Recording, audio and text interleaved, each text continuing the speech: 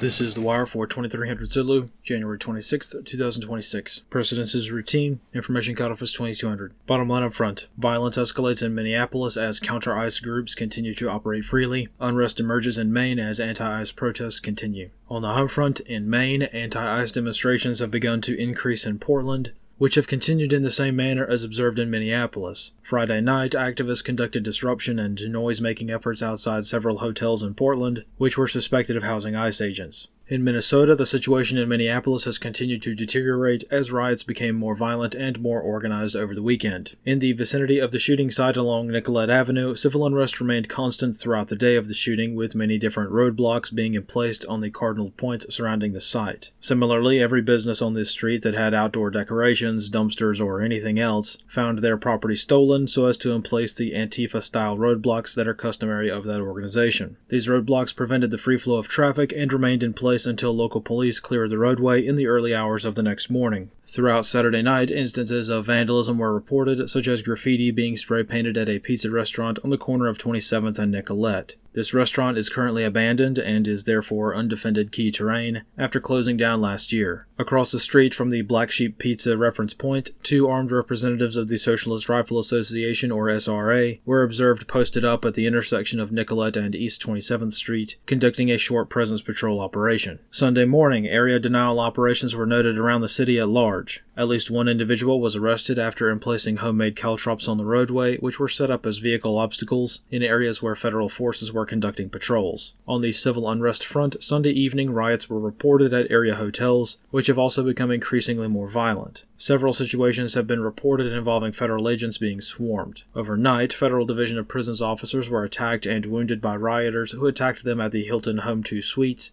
east of the university. Concerning the composition and disposition of other forces, National Guard troops under the command of Governor Walz have established a position adjacent to the Whipple Federal Building, which is serving as a support site for protesters. Over the weekend, Walz's soldiers provided materiel aid to the protest group outside the Whipple Federal Building, which took the form of handing out free hot chocolate and donuts to the demonstrators. This was mostly a squad-sized effort for PR purposes and not a persistently occupied position. Analyst comments for this wire. In addition to the tactical situation on the ground in Minneapolis, one of the group chats used to coordinate the unrest activities was leaked over the weekend. This group chat is being used to dox and harass ICE agents, plan violence at riots, and coordinate and liaise with ICE Watch and Defend 612 cells throughout the city. This signal chat also identified several businesses which are specifically working with ICE Watch to host space at their venues for observation posts to be stood up. Most restaurants and storefronts in Minneapolis have signs on their doors banning ICE from entering, but the active steps to provide materiel aid to ICE Watch personnel is another point of escalation that has been occurring for some time without much notice.